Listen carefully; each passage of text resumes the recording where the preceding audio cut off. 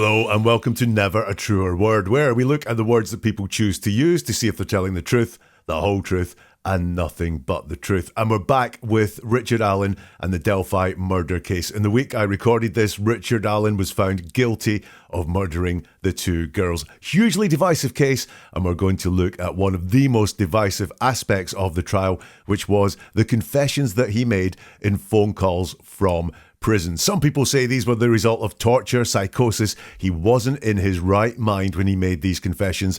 Others on the other side are saying that these are confessions by Richard Allen to murdering the two girls. So we're going to look at the words that he uses in these calls and see what we can see in these confessions, or so-called confessions. If you're a regular here, you're going to find this fascinating because the word use, the language use, is very, very interesting. This is all about seeing beyond the noise. This is all about just looking at the words, forgetting anything else that's there. What does he really, truly say inside these confessions? And if you're new here, this is a new way of looking at trial evidence, something that cuts beyond feelings and opinions and looks at the words of the person in question. It's the second time I've looked at Richard Allen. The first time that I looked at him, I looked at his wording in police interviews, and I found that there he was downplaying the crime, which is often what happens with guilty people. They turn the severity of the crime down. So he wasn't often saying, "I'm a murderer, I murdered these two girls." He was using softening language like, "I did it." Any denials he made that I looked at in this police interview, they weren't very regular, reliable denials. Certainly someone suffering from mental health issues. And he just gave no desire to clear his name. There didn't appear to be any need from him to clear his name or to even help the police and get justice. I did find more red flags in these police interviews than things that reassured me. But what I did see that interested me in the police interviews was a certainty from him that he was going to be found guilty. And I said at the time, that doesn't mean he's guilty. That means there's a certainty inside him for some reason that he's going to be found guilty. And also, he mentioned third parties a lot, which made me think, was there some third party involvement in what went on in Delphi? Now, a reminder, we're not going to look at evidence when I only look at words and statements from the person that we're looking at. So evidence, things that we know, rumors, gossip, all those sort of things don't come into this. I'm only going to focus on the words that were used. And these are the words from some of the calls played in the trial. Now, I didn't look at absolutely everything because right now I don't have absolutely everything. I'm only going to look at some of the reported conversations. Are you ready? Let's go. It's call number one. And Kathy says on the phone, this is Richard Allen's wife, "You need to just hang in there." And Richard Allen says, "I'm sorry, baby. It's just one more thing I effed up for you." Now, just is one of my trigger words. Just often indicates that deception could be happening. So I get interested in this there. It's just one more thing. Just is a minimizing word. Now, as he's gone through life, he has maybe effed up a lot of things, and he wants to put this in the comment of just one more thing. Now, what goes on in a relationship where we say we effed stuff up? It could be not taking the trash out regularly. It could be cheating. It could be all sorts of things. Now, this is a murder. Right, so it's not just one more thing. In fact, this would be the biggest thing that you have effed up in a relationship, but he wants to minimize it down. We see this downplaying again. Just one more thing. That phrase, one more thing, that he says as well, is instructive to us. It doesn't mean he's a murderer. It doesn't prove he's a murderer. What it does say is that he feels, in his words, he has gone through life effing things up for his wife. And this is just one more thing. So we can see in his words, he feels he has a track record of letting his wife down through the relationship. And he says it's one more thing I effed up. Now, not just I effed up, and we can all F up in our lives, but this is for you.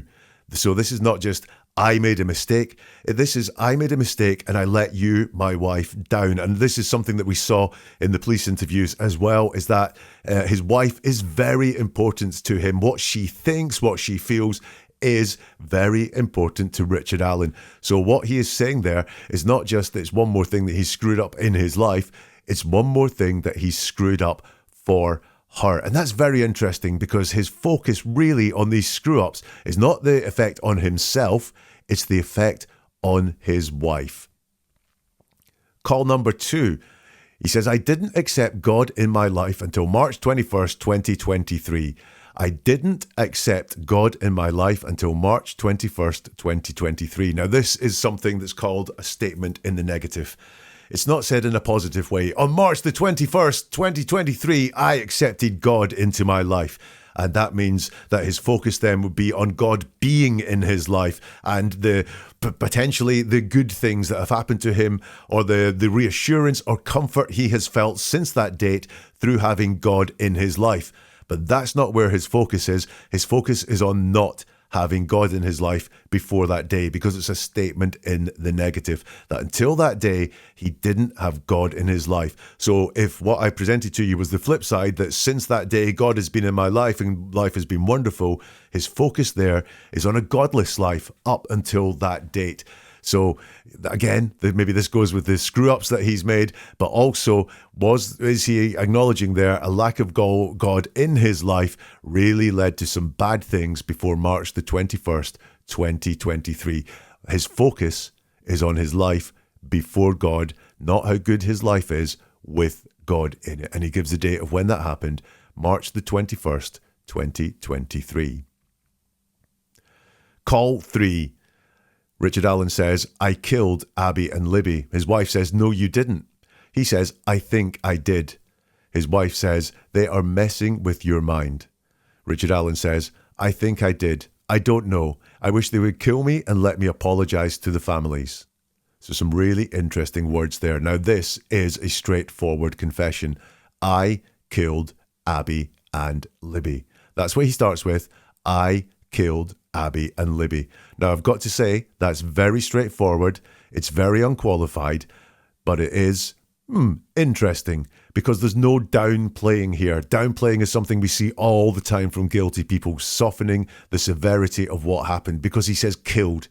I killed Abby and Libby. And he names them Abby and Libby. So that is a bit of closeness there. We name people we feel close to. We name people we know well or are big parts in our lives.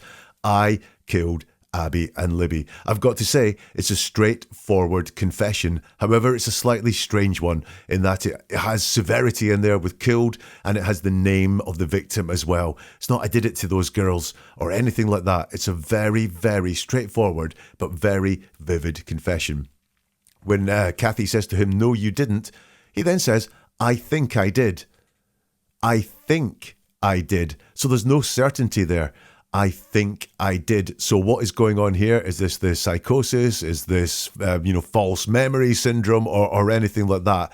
But it's not said with certainty. So we've had that very brutal confession, and then he's pulled right back and said, I think I did. Kathy says to him, they are messing with your mind. And he doesn't take that on at all in this conversation. He gives no response to they are messing with your mind. So we don't know if he thinks his mind is being messed with. And we don't know if he's saying, no, they're not messing with my mind. I know exactly what happened and I killed those girls. He gives no response to that. They are messing with your mind. Interesting. He then says again, I think I did. So it's said with no certainty whatsoever. It's I think I did. And then it's said with even less certainty, I don't know. Very straightforward phrase, very often a very truthful phrase. I don't know. Truthful people don't have a problem saying, I don't know. You'll find with liars, they'll say something like, I don't have a clue, or no idea. But here it is just a very reliable, truthful phrase, I don't know. So for that section there that starts with I killed Abby and Libby, we then have three things that really soften and put some doubt into what it is that he's saying. I think I did, he says again, and then I don't know. So three softeners versus that one very direct, I killed Abby and Libby. What do you get from that? I'm getting confusion. I get real confusion there. That's straightforward, him saying, I killed Abby and Libby. And then when pushed, he says, I think I did. I don't know. So while we have a confession, we also have non-confessions. And I think I did, and I don't know. He then says, I wish they would kill me. Now, in the police interviews, I said this guy's mental state is not good. And lo and behold, now he's in prison. It's even worse. I wish they would kill me is not said by someone who is of a sound mind. I wish they would kill me. But then we've got something really strange here. He says, I wish they would kill me and let me apologize to the families. I wish they would kill me and let me apologize to the families. Well, that can't happen because if you've been killed, you cannot apologize to the families. So that's really out of order. I would get it if he said, I want to apologize to the families and then I wish they would kill me. But that's not how he's ordered it. That's not how he said it. That's confused again. Maybe it's insincere. Maybe it's just words for the sake of saying words, or maybe it is a confused mind. But really, in that section there, what I get is complete confusion from Richard Allen calling his wife from prison. We'll look at more of the calls in a moment, including what happens when he talks to his mum rather than talks to his wife. If you like eavesdropping on calls, then why not check out a playlist I put together looking at 911 calls and some huge cases like the John Benet Ramsey case, the Robert Wong case, and the Ellen Greenberg case. 911 calls are very interesting to listen in on and see if we can find out what's happening, because people haven't had a chance to tell the story before. This is their first chance at telling a story. 911 calls, really interesting. You can check out that playlist on this channel on YouTube. I'll put a link in the show description too. If you're enjoying this, then why not share it with others? You can use the share function if you want. That would be great. I'm always interested in your comments. Remember though, I'm not looking at evidence. So anyone commenting and going, by the way, you haven't taken into the evidence that that's not what this is about. This is about looking at the words of someone only. And if that floats your boat, if you subscribe or follow to this channel, you'll get episodes like this as soon as they're released. If you want to be even earlier than that, then on YouTube, if you become a member of the channel or a subscriber on Spotify, you will get exclusive bonus content that delves deeper into the words that people say. And you'll also get episodes like this before anyone else as well. That's if you become a member on YouTube or a subscriber on Spotify. Let's go back to some more Richard Allen calls, and this is call number 4. Richard Allen says, I need to tell you something anyway. I need you to know that I did this. I need to tell you something anyway. I need you to know that I did this. We have controlling language here. I need to tell you something. I need you to know that I did this. Often found in controlling people, this language, they will use words like should, not rather than could or may, and need rather than like.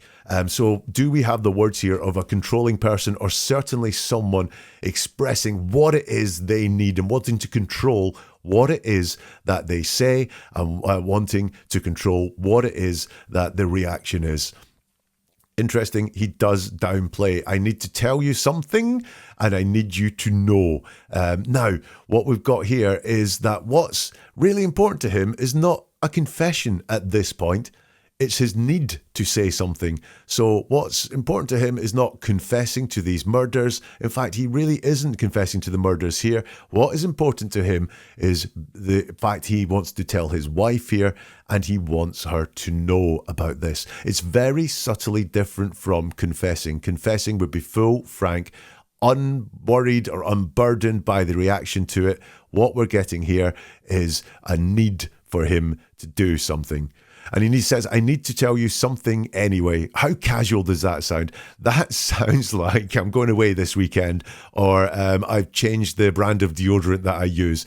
I need to tell you something anyway. Again, we've got this softening and of the severity of what's going on. I think that's what's going on there. This very casual, I need to tell you something anyway. Not something that's going to change your life, not something that's mega, mega important, not something horrible that I've done. It's just, I need to tell you something anyway. And he says, I need you to know that I did this. Again, this could be flagged up and is in articles that I've read as a confession. Him saying, I need to tell you something in any way. I need you to know that I did this. However, what's the priority for him is that he needs her to know. His priority is her knowing. His priority is not a full and frank confession. Call number 5, again, similar language. I need to know if you still love me, Alan said. Yes, dear, his wife answered. I may have to spend the rest of my life here. I just got to know that everybody is still going to love me. So we've got, again, this ordering language. I need to know if you still love me. Now, just look at that. What he wants to know is that he's still loved. He's really not interested in the truthful answer. He's interested in the answer that he wants. I need to know if you still love me. He needs to know that he is loved. He could have said this in a very open way. Do you still love me? Interested in the answer and letting his wife answer honestly, just not saying, here's the answer that I need to have, just saying, do you still love me? But no, he's trying to control the answer and by saying, I need to know if you still love me. Now, there is a little bit of doubt there because he does say if. It's not, I need to know that you still love me. But again, it's a very closed off question. There really is only one right answer or correct response when you phrase it like that. I need to know if you still love me. He goes on to say, I may have to spend the rest of my life here. I just got to know that everybody is still going to love me. So we have this again. I just got to know. Telling again the order that he wants the answer. It's not, will everyone still love me? It's, I got to know that everyone is still going to love me. It's a search for certainty here. We've seen a lot of confusion in what he said in these phone calls prior, but now he's searching for certainty and he's telling his wife the answers that he wants to hear. So maybe slightly controlling personality. Certainly in this situation, he is being very explicit about what it is that he wants to hear. Now, I said before when I looked at the police interviews, I felt he thought he was going to be found guilty, whether that is because he was guilty and he realises the evidence was against him, whether he realises it was a frame job and that, he's a patsy. He really thought he was going to be found guilty, was what came through in his words in the police interview. And here there's a bit of doubt. I may have to spend the rest of my life here. Interesting. That's maybe a bright point for him. I may have to spend the rest of my life here. I may not. If I can get away with this, if I can get out of here, I might not have to spend the rest of my life here. And then one last thing that I found was interesting. I got to know that everybody is still going to love me. And that followed him saying to his wife, I need to know if you still love me. I think he really has felt love in his life. He feels the love of his wife and everybody. What does that mean? Is that his immediate family? Does he really feel that he had love from them? And he's worried that that love is going to go. I've said before, I think his wife is very important to him. And he wants to know that he still has her love and that he still has the love of everyone else. I think he has felt that love very strongly and doesn't want that love to go away. That look, controlling there of the questions. I need to know if you still love me. I just got to know everyone is still going to love me. Later on in the call, he does ask a much more open question where he says, if I get the electric chair, will you be there for me? So we've got, if I get the electric chair, will you be there for me? Much more open, less direct. And that one, he's actually interested in the answer. If I get the electric chair, will you be there for me? It's not, if I get the electric chair, I need to know you're going to be there for me. He's really interested in the answer and not dictating what response he would like to hear. If I get the electric chair, will you be there for me? This is more from the same call. He says, I did it. I did it, dear. I've got somebody here listening to me, dear. I killed Abby and Libby. His wife responded, no, you didn't. Stop saying that. He starts that by repeating the confession. I did it. I did it, dear. I would not be fair to Richard Allen if I did not point out that when some people repeat things, it's a lie. And it's because we don't know how to lie, so we think we'll make the lie a lot more credible by repeating the lie more than once. We think that way people will definitely hear the lie that we're saying, and we think it makes it sound more credible if we repeat the lie a lot. We think it makes it sound more consistent and more congruent if we repeat the lie a lot. So is that what we've got here? I did it. I did it, dear. Once more, we've got this downplaying of severity. I did it. I did it. Again, this is a confession of sorts, but I'd be asking a question. What is it? What is it? He's not explicit about what it is. It's just, I did it. I did it, dear. But then, we have something much more direct. I killed Abby and Libby. So what we've got there again is, I'm not going to hide it there, that is a confession, but it's slightly an unusual one in that we do have what the it is. It's killed, but he's not turning the severity down. And we have that closeness again by mentioning the girls' names, Abby and Libby. I killed Abby and Libby. You might have noticed right in the middle of that, we do have the I've got somebody here listening to me, dear. So is that why he's confessing? Because he wants to be heard confessing? It's a very unusual thing to say in the middle of all that. If he was confessing to his wife, I did it, dear, I killed Abby and Libby, would be a straightforward way of telling it. But he takes this diversion in the middle and says, I've got somebody listening to me, dear. Is he actually talking to the person that's listening to him rather than his wife? What I did notice is in this call, there is a real theme of saying what others want us to say. Richard Allen dictating what he wants his wife to say. What would be the perfect answer to the questions and the statements that he's making? I need to know you still love me. And here, I've got someone listening to me, dear. Is that, again, him saying what others want us to say? That person listening wants to hear a confession, and I'm going to give that confession. Call number 6. You know that I done it, right? He asked his wife. You know that I done it, right? He asked his wife. That's classified as a confession, but it's not a confession. Look at the distance there. It's not, I did it, I killed those girls like we have seen before. It's all about what his wife knows. You know that I done it, right? It's not a confession. It's not him saying, I done it. It's him saying, you know that I done it. It's not a confession. It could be what we call an embedded confession, because right in the middle of there are the words, I done it. And there are a lot of embedded confessions through these calls. And we could look at those and go, he's way too easy to saying, I done it. He's not very qualified around I done it. But this cannot be categorized as a confession. This is a question. And this is a question about what his wife knows, not a confession about what Richard Allen did. Call number 7. I did it, Kathy. I did it. We've got that repetition again of I did it, Kathy. I did it. Do you still love me? Kathy says, yes, dear, but you didn't do it. You can't call me and talk like this. Richard Allen says, I'm sorry. I don't know what I'm doing. Like I lost my mind. I feel like I'm already in hell. So we have that confession again and that repetition of I did it. I did it. What I will say is that every time he makes one of these confessions or his embedded confessions, he does have the pronoun I there.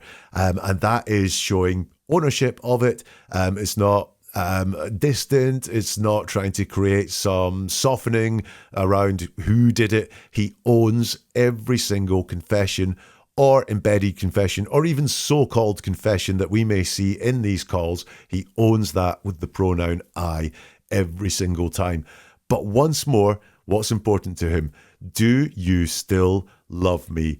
So these calls from Richard Allen are classed as confessions. People have said there's lots of confessions, and I get there are confessing words in there, but really these calls are about him seeking reassurance from his wife that he is still loved.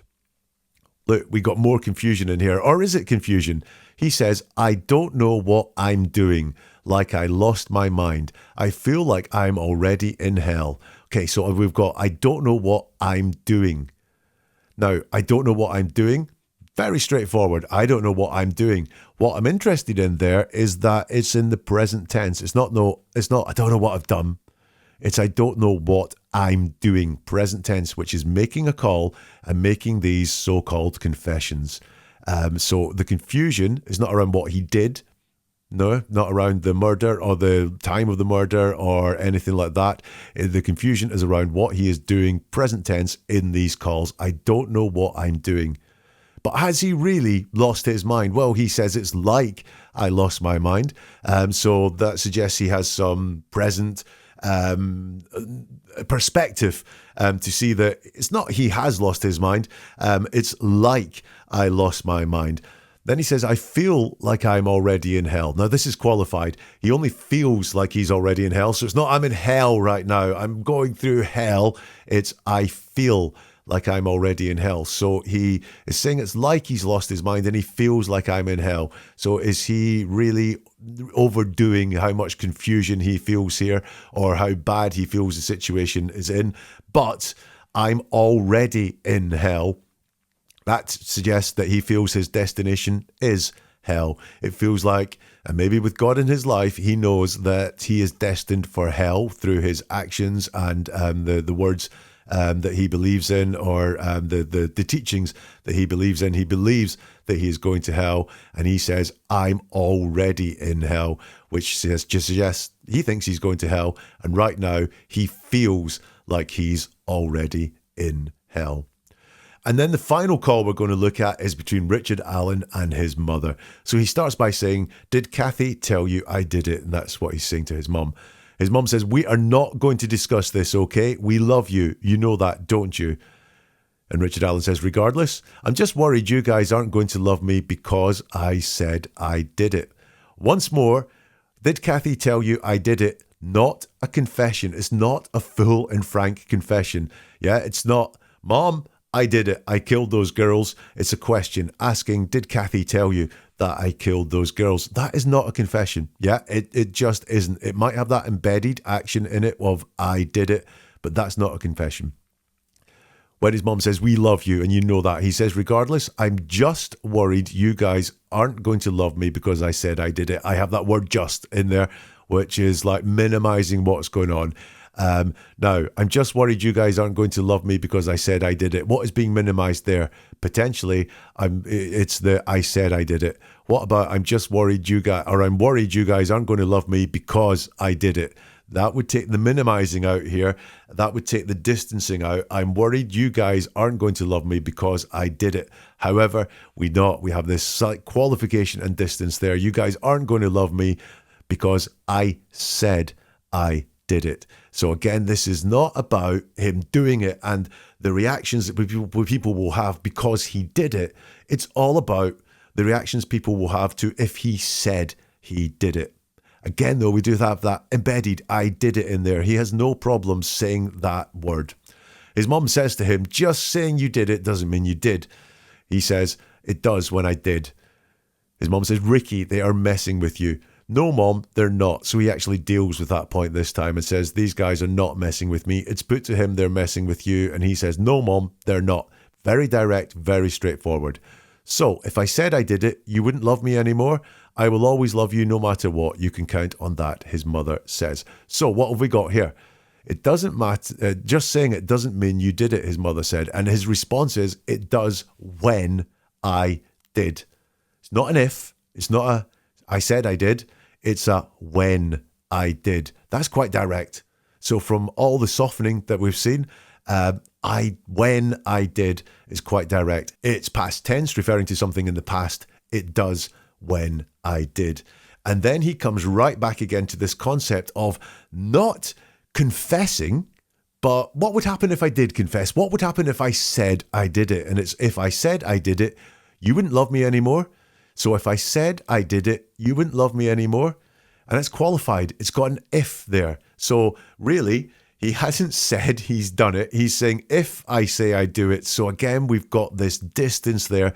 And really, what he's worried about is the impact on his loved ones, not on the confession, but the fact that he would make this confession. Very, very interesting set of words in the calls from prison of Richard Allen. Did you notice what was missing in those calls? Because for me, there was something very big that was missing. And that's anything beyond, I did it. No logic behind why I did it, how I did it. Just the phrase, I did it. He does say, I killed Abby and Libby, but he never ever goes beyond that. You know, if you're going to classify these as confessions, these are not full and frank confessions that he made to his family when he was on the phone from prison. They are very, very narrow. I did it. I killed Abby and Libby. Nothing more, nothing about his reasoning, nothing about what he regrets doing, not even trying to excuse his behavior at all in any way. There's just nothing beyond that very bold, bald phrase, I did it. So having looked at all of that, what are my conclusions? there's a mental struggle going on for sure. I don't think it's as severe as some people would like to think. He does say, I feel like I've lost my mind there. He does say very coherently to his mum, no, they're not messing with me. But he definitely has a mental struggle going on there. He has a real need for certainty. He wants to dictate the answers that he feels he should be hearing, especially from his wife, but also from his mother. So again, that suggests some mental struggle, and that suggests, some real flux going on in his life there. And these calls are a need, or he expresses a need for certainty in them. But his real focus is not on, I did it, and we saw the missing things and full and frank confessions. His focus is on, should I say I did it? I do think there are embedded confessions in there as well, because it is not right to classify these for me as confessions. I don't think these are full and frank confessions. There are embedded confessions in there, like I say, but when you break them down, these are not what I would call reliable confessions. They're just a few words. There's nothing greater in there to make me think he really is phoning his loved ones and explaining to them what happened, what went on, why he did it, how he did it, and the reasons or the excuses or the other people that he's going to blame for doing it at all. There's none of that there. So a really curious set of words there from Richard Allen on the phone. On balance, I have to say, there are confessions there. Why did he make those confessions? I think that's the question that I would have to ask. I'm not entirely sure there that those confessions were not made freely, but they were made for a reason. What do you think? Do let me know in the comments. Are these confessions reliable confessions to you? Do you think they are full and frank confessions, or do you think there's a little bit more going on behind them? Do let me know in the comments, or get in touch on social media. All the links are in the show notes. If you want to get more episodes like this, then do subscribe to the channel or follow the channel. You will get them as soon as they drop. And don't forget, if you become a member on the YouTube channel or a subscriber on Spotify, you will get episodes like this before anyone else, and also exclusive bonus episodes too. Hey, neveratruerword.com is the website. There you will find a whole load more video analysis of statements and the words that people in the news choose to use. You'll also be able to sign up for the newsletter, find yourself some more podcasts, and also there's a Facebook group. If you're interested in analysing people's words, come in, join the Facebook group, and get yourself involved in some fascinating discussions. Let me know what you think of this episode, and we'll see you soon for something new from Never a Truer Word.